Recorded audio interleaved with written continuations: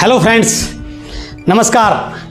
आपके अपने network marketing educational channel S Atri में एक बार फिर आपका स्वागत है। पिछली वीडियो में अपन ने बात की थी breakers in path of success. Network marketing में काम करते समय सफलता की राह में जो ब्रेकर्स आते हैं उनसे कैसे निपटा जाए, उनको कैसे सही ढंग से क्रॉस किया जाए। और वास्तव में बहुत लोगों ने उस वीडियो को पसंद किया, आपका बहुत बहुत धन्यवाद। लेकिन आज का टॉपिक बहुत खतरनाक होने वाला है।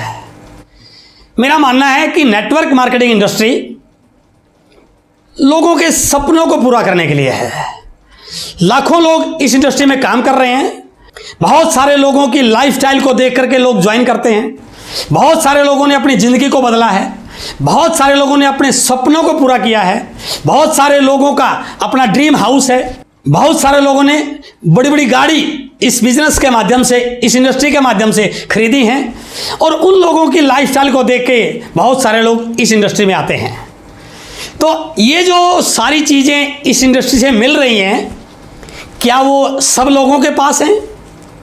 आते तो सब लोग इसी उद्देश्य के लिए हैं, लेकिन सारे के सारे इन सारी चीज़ों को प्राप्त नहीं कर पाते। क्यों?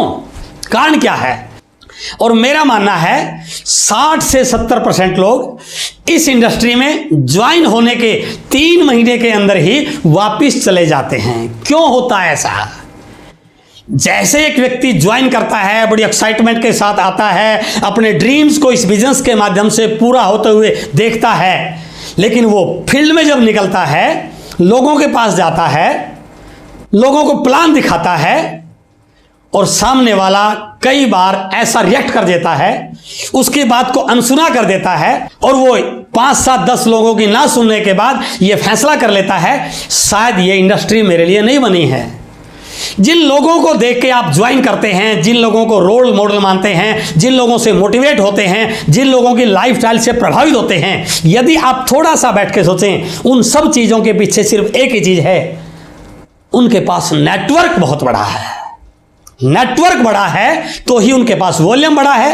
नेटवर्क बड़ा है तो ही उनकी इनकम बड़ी है। नेटवर्क बड़ा है तो ही उनके पास पिन बड़ी है। और नेटवर्क बड़ा है तो ही उनकी इनकम, उनका लाइफस्टाइल बड़ा है। और नया व्यक्ति जब नेटवर्क बनाने के लिए फील्ड में जाता है तो सबसे पहला उसको काम करना पड़ता है सौदा प्लान। वो लोगों को प्लान दिखाता है और यदि सामने वाला उसकी प्लान से प्रभावित हो जाए, उसके साथ ज्वाइन कर ले, तो शायद वो व्यक्ति आगे प्रोसीड करता है। लेकिन ज़्यादातर केसेस में ये होता है कि सामने वाला उसकी बात को सुनता नहीं। क्यों? क्योंकि उसको ये पता ही नहीं होता कि मैंने बात को शुरू कैसे करना है। तो आज मैं आपके साथ एक बहुत इंपॉर्टेंट विषय, नेटवर्क मार्केटिंग इंडस्ट्री की एक सबसे बड़ी समस्या, बहुत सारे नए स्टार्टअप करने वाले लोगों के सामने एक बहुत बड़ा चैलेंज कि सामने वाला मेरी प्लान देख के ज्वाइन करे। मैं ऐसा क्या बात करूं, मैं ऐसी क्या बात बोलूं, मैं किन शब्दों का इस्तेमाल करूं, मैं सही प्लान को कैसे स्टार्ट करूं, तो वो चीज़ मैं आपके साथ डिस्कस करने वाला हूं। और मेरा मानना है यदि आपने प्लान दिखाने से पहले इन कुछ चीज़ों को अपनी बातों में शामिल कर लिया, मैं दावे से कह सकता हूं आपके ज्वाइन करने की लाइन लग जाएगी। और यदि ये शुरू का चैलेंज लोगों का आप खत्म कर दें, शुरू की ज्वाइनिंग की प्रोसेस को आप लोगों को सही ढंग से सिखा दें, तो मेरा मानना है इस इंडस्ट्री में हर व्यक्ति अपने सपनों को पूरा कर सकता है। तो मैं आपसे बातचीत करने वाला हूं, ऐसी किन चीज़ों को मुझे सीखना चाहिए, ऐसी किन बातों को मुझे इस्तेमाल करना चाहिए कि मेरी प्लान दिखाने के बाद सक्सेस रेशो बढ़ जाए, लॉ ऑफ एवरेज बढ़ जाए। और मेरा मानना है यदि आज आपने इस वीडियो को अंत तक देख लिया तो मैं दावे से कह सकता हूं ना केवल आपका बल्कि आपकी डाउनलाइन में नए प्लान दिखाने वाले लोगों का जोश बढ़ जाएगा, उनकी ज्वाइनिंग की स्पीड बढ़ जाएगी। आगे बढ़ने से पहले मैं आपसे रिक्वेस्ट करता हूं, यदि आपने अब तक इस चैनल को सब्सक्राइब नहीं किया है तो आपके राइट हैंड साइड में सब्सक्राइब पे क्लिक कीजिए, उसके बगल में एक बेल आइकॉन है उसको प्रेस कीजिए, शेयर का बटन दबाइए और आपको और किस प्रकार की वीडियो चाहिए उसके लिए आप कमेंट बॉक्स में कमेंट लिखिए। और मैं आपसे बातचीत कर रहा हूं आज कि प्लान कैसे दिखाएं कि सामने वाला ज्वाइन कर जाए, ज्वाइनिंग की लाइन लग जाए, नेटवर्क बड़ा हो जाए। आपके प्लान दिखाने से सामने वाला ज्वाइन करे तो इसके लिए आपको 3 चीजों का ध्यान रखना बहुत जरूरी है। फर्स्ट पॉइंट, आपके उस प्रोस्पेक्ट से मिलने से पहले की प्रक्रिया। आपने जिस व्यक्ति को प्लान दिखाना है, चाहे 1-to-1 दिखाना है, चाहे होम मीटिंग करके दिखाना है, जब आप उस व्यक्ति से प्लान दिखाओगे, उसके मिलने से पहले की प्रक्रिया, that is first point. Second point, जब आप उससे मिलने जाओ तो उस समय बातचीत की सही शुरुआत। And the third point is, उसके बाद आपका प्लान प्रेजेंटेशन। ये प्लान प्रेजेंटेशन आपका अंतिम टास्क है, लेकिन ज्यादातर लोग क्या करते हैं, शुरू में जाते भिड़ते ही सीधा प्लान दिखाते हैं। यह गलती कभी नहीं करनी है। प्लान आपने बिल्कुल लास्ट में दिखाना है, उससे पहले 2 प्रोसेस और करनी है। द फर्स्ट वन इज मिलने से पहले की प्रक्रिया। वो क्या है, जब भी आपने लिस्ट में से किसी व्यक्ति को प्लान दिखाने के लिए चुना, तो आपने सबसे पहले क्या करना है, उस व्यक्ति से मिलने का टाइम डिसाइड करना है, उससे अपॉइंटमेंट लेनी है। यह सबसे इंपॉर्टेंट टास्क है आपकी ज्वाइनिंग को सक्सेस में कन्वर्ट करने का। और जैसे आप उस व्यक्ति से फोन मिलाते हैं, फोन मिलाते ही सबसे पहले आपने अपना इंट्रोडक्शन देना है। बहुत सारे लोग गलती क्या करते हैं, फोन मिला के सामने वाले से पूछते हैं कौन बोल रहा है। नो, ये गलती नहीं करनी है। सबसे पहले आपने फोन मिलाया, जैसे उसने फोन को पिक किया, शुरू में ही आपने उसको नमस्कार, गुड मॉर्निंग, जो भी आपको लगता है बात कीजिए और अपना परिचय दीजिए। सर, मैं सो एंड से बोल रहा हूं, क्या मैं मिस्टर एक्स से बात कर रहा हूं? यदि वो बोले यस सर, क्या मैं 2 मिनट आपसे बातचीत कर सकता हूं? उसके बाद आप बात को आगे बढ़ाइए और फिर अपनी बात को बताइए कि आप आज कितने एक्साइटेड हैं।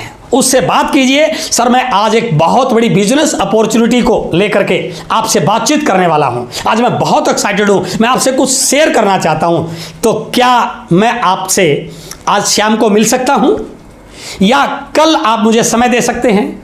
यह कभी नहीं कहना है कि आप कब मिलोगे, आपने उससे वो प्रश्न करना है जिसका उत्तर आपको मालूम है। यदि आपने ये पूछ लिया आप कब मिलने वाले हैं, तो हो सकता है सामने वाला बोल दे मुझे इंटरेस्ट नहीं है। तो आपने फोन कॉल करके अपॉइंटमेंट लेते समय इस बात का ध्यान रखना है कि उससे एक्साइटमेंट में बात करनी है, क्यूरियोसिटी क्रिएट करनी है और बात करते समय यह बताना है, यदि आपका नोन है कि सर मैं आपसे मिलना चाहता हूं, एक बहुत बड़ी बिजनेस अपॉर्चुनिटी को लेके मैं आपसे बात कर रहा हूं। अब यहां पर 2 प्रकार की सिचुएशन क्रिएट होगी। हो सकता है वो आपसे अपॉइंटमेंट दे दे और जब भी आपने टाइम दिया वो ये बोल सकता है कि कल शाम को मैं मिल सकता हूं, लेकिन ये भी तो हो सकता है वो आपसे मिले ही नहीं। तो फिर आपने क्या करना है, फिर आपने बात को थोड़ा सा डाइवर्ट करना है। फिर बोलना है कि सर मैंने इस बिजनेस के बारे में कई लोगों से बात की, मेरे पिताजी से बात की, लेकिन मैं आपको जानता हूं आपके लाइफ के डिसीजन हमेशा बहुत अच्छे रहे हैं, मैं आपसे बहुत प्रभावित हूं, मैं आपसे जस्ट एक राय लेने के लिए आ रहा हूं। एक बहुत बड़ा काम मैंने शुरू किया है और उस काम में आपसे राय लेना चाह रहा हूं, तो क्या मैं आपसे आज शाम को या कल मिल सकता हूं? डेफिनेटली वो आपसे यस करेगा, वो मिलने का टाइम देगा। ये आपका मिलने से पहले की प्रक्रिया है, यह आपका मिलने से पहले का प्रोसेस है और 90% आपकी सक्सेस यही हो जाती है यदि आप उससे सही तरीके से अपॉइंटमेंट ले जाते हैं। तो अब आपकी अपॉइंटमेंट सेट होगी, चाहे प्लान दिखाने के लिए चाहे राय देने के लिए। अब सेकंड पार्ट क्या है, अब उससे मिलने जाना है, सही टाइम पे जाना है, लेकिन मिलने जाने से पहले कुछ चीजें आपको ध्यान रखनी है। घर से निकलो, अपने आप को चेक करके जाना है, अपने हुलियों को चेक करके जाना है, अपनी ड्रेस को चेक करके जाना है। एक लीडर की तरह, एक बिजनेसमैन की तरह आपने उसके सामने जाना है।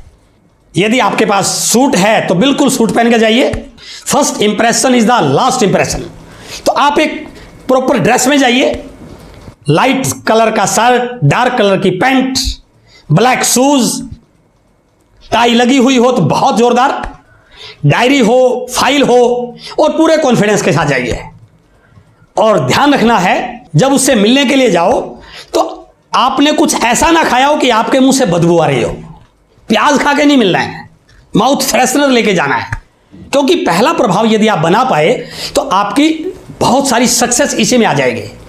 और जैसे उससे मिलने के लिए जाओ, यह भी ध्यान रखना है कि आपके जूते के अंदर जो जुराब है वो ठीक ठाक होनी चाहिए, साफ सुथरी होनी चाहिए। ऐसा नहीं कि अंगूठा बाहर निकल रहा उसमें से। और जैसे उससे मिलने के लिए जाओ, डोरबेल बजाई, घर से उनकी मैडम आई, वो मिलने के लिए आए, जाते जो भी लोग हैं आपसे बड़े हैं उनको नमस्कार कीजिए, अदब से मिलिए।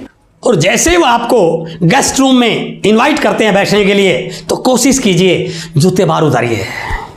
यदि वो कहे तब भी जूतों को बाहर उतारिए।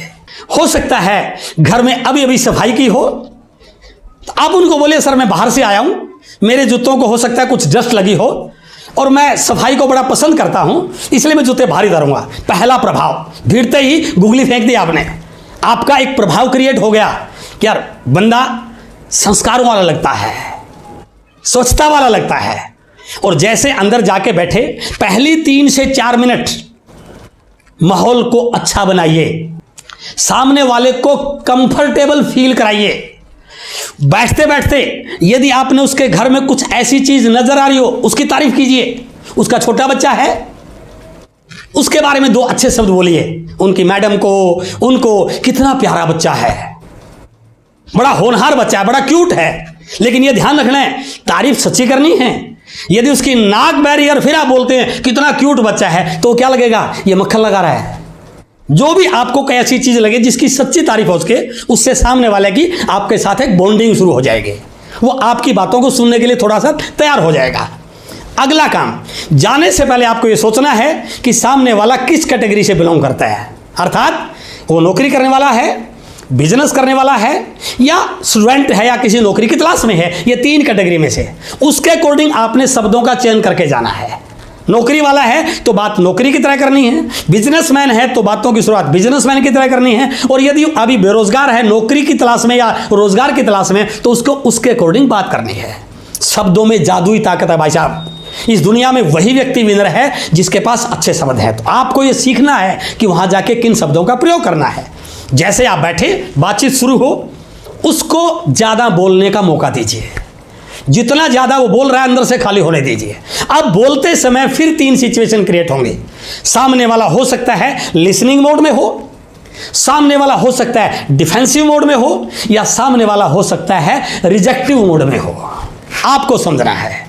अब आपको ध्यान रखना है, यदि वो रिजेक्टिव मोड का भी है, आपकी प्लान का, आपकी बात का, आपके बिजनेस का विरोध भी कर रहा है, तब भी आपने चुपचाप सहन कर लेना है।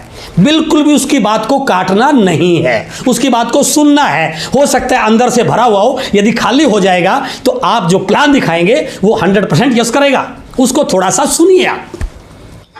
और यदि वो डिफेंसिव मोड में है तो आप ऐसे शब्दों का प्रयोग कीजिए जिससे आप उसको लिसनिंग मोड में ले आए। और यदि वो लिसनिंग मोड में है तो सोने पे सुहागा। और बाई चांस वो नेटवर्क मार्केटिंग इंडस्ट्री के बारे में कुछ नेगेटिव भी बोल रहा है, तो आप उसकी बात को सपोर्ट कीजिए कि सर शुरू में मैं भी ऐसे ही बोलता था, इस इंडस्ट्री के बारे में मेरी भी बहुत अच्छी धारणा नहीं थी। उसको लगना चाहिए कि मैं जो बोल रहा हूं दैट इज राइट। और यह भी कोशिश कीजिए कि उसकी फैमिली उस वार्तालाप के दौरान मौजूद हो, उनके मम्मी पापा, उनकी पत्नी, ये मौजूद रहेंगे तो और कई चीजें आपको फायदेमंद होने वाली हैं। एक चीज आपको ध्यान रखनी है, वो सामने वाला यदि नौकरी करने वाला है तो आपके पास कोई ऐसा वीडियो हो जिसमें आप नौकरी करने वाले व्यक्ति को उनसे रिलेट कर सकें। यदि वो बिजनेसमैन है तो आपके पास कोई ऐसा टेस्टिमोनियल होना चाहिए जो बिजनेसमैन से रिलेट कर सके। यदि वो स्टूडेंट है तो आपके पास कोई ऐसी वीडियो होनी चाहिए जिससे एक स्टूडेंट रिलेट कर सके। यह भी आपको ध्यान रखना है, इससे वो आपकी बातों में इंटरेस्ट लेगा। बात करते समय आप यदि बोल रहे हैं तो उस समय यह ध्यान रखिए कि आपकी किसी भी बात से उसको यह ना लगे इसमें आपका फायदा है। आपकी हर बात से सामने वाले का फायदा नजर आना चाहिए। और यदि आप कुछ लिख रहे हैं तो यह ध्यान रखिए, लिखने में ज्यादा ध्यान नहीं लगाना है। जैसे लिखा, आंखों में आंख डाल के बात कीजिए। इससे एक आपका उसके एक रिलेशन डेवलप होगा। ज्यादा कैलकुलेटिव नहीं बनना है आपने।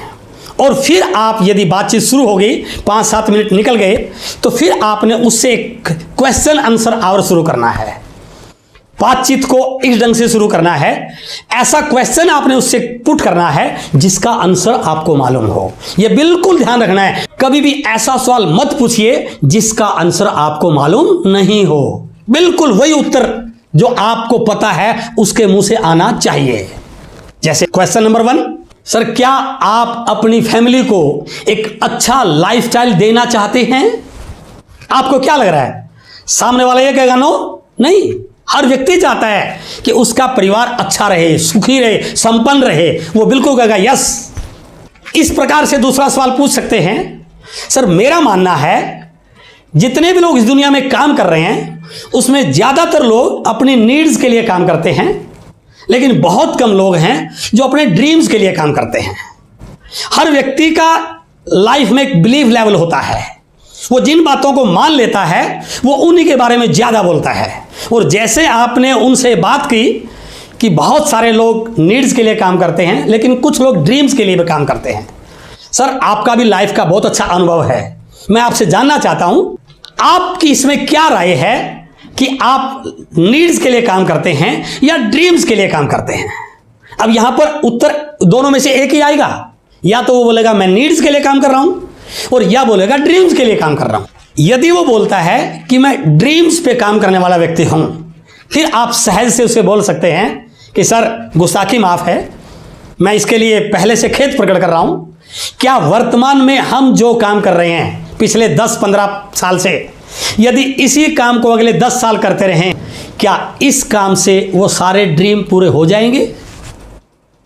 और सामने वाला जरूर सोचेगा और वो डेफिनेटली कहेगा इस काम से ड्रीम पूरे नहीं हो सकते हैं। फिर आप अपने कंसेप्ट के बारे में, डायरेक्ट सेलिंग के बारे में, इससे आने वाली इनकम के बारे में, इससे होने वाले टर्नओवर के बारे में फिर आप मार्केटिंग प्लान शुरू करेंगे। लेकिन बाई चांस वो ये कहे कि नहीं ड्रीम वीम कहाँ पूरे होते हैं सर, इस महंगाई के ज़माने में ज़रूरतें पूरी हो जाएं तो बहुत बड़ी बात है। फिर आप उससे सहजता से पेपर पे लिखिए कि सर मेरे पिताजी ने, आपके पिताजी ने जिंदगी भर बहुत मेहनत की, क्या उन्होंने पूरी लाइफ संघर्ष नहीं किया? वो डेफिनेटली कहेगा बिल्कुल किया। क्या वो अपने परिवार की अच्छी लाइफस्टाइल देखना नहीं चाहते थे? वो बिल्कुल कहेगा देखना चाहते थे। सर मेरे पिताजी ने 40-50 साल तक काम किया, आपके पिताजी ने भी किया होगा, लेकिन 40-50 साल काम करने के बाद भी घर में कोई परिवर्तन नहीं आया। और वही काम मैं और आप कर रहे हैं। हम भी 40-50 साल काम करते रहेंगे तो कुछ भी नया होने वाला नहीं है। एक बार जरूर सोचिए, जब हमारे पिताजी की मेहनत करने से, हमारी मेहनत करने से कोई बदलाव नहीं आया, तो क्या यही काम हमारे बच्चों को करना नहीं पड़ेगा?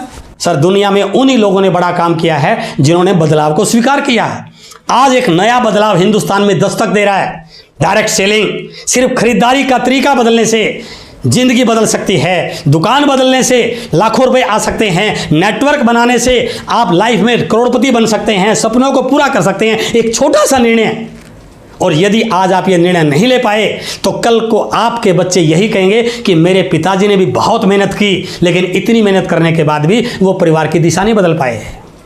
और जैसे ही आप ये कहेंगे वो अंदर से जागेगा और वो डेफिनेटली कहेगा बताइए आप क्या बताना चाह रहे हैं। सर मैं एक बहुत बड़े बदलाव की बात आपके साथ शेयर करने आया हूं, और इसके बाद यदि आप प्लान शो करते हैं तो डेफिनेटली वो ज्वाइन करेगा। तो मेरा कहने का भावार्थ है, यदि प्लान दिखाने से पहले आपने इन दोनों प्रक्रियाओं को सही कर लिया, ये मिलने के बाद 10-15 मिनट सही ढंग से लगा लिए, तो डेफिनेटली वो आपके साथ ज्वाइन करेगा। और यदि आपने टीम को सिखा दिया तो आपकी टीम ज्वाइनिंग करने के मामले में इंडिया की नंबर 1 टीम बन सकती है। और अब आपको प्लान दिखाना है। आज मैं आपको प्लान कैसे दिखाना है ये बात नहीं करूंगा, ये बात करूंगा आपके साथ अगली वीडियो में।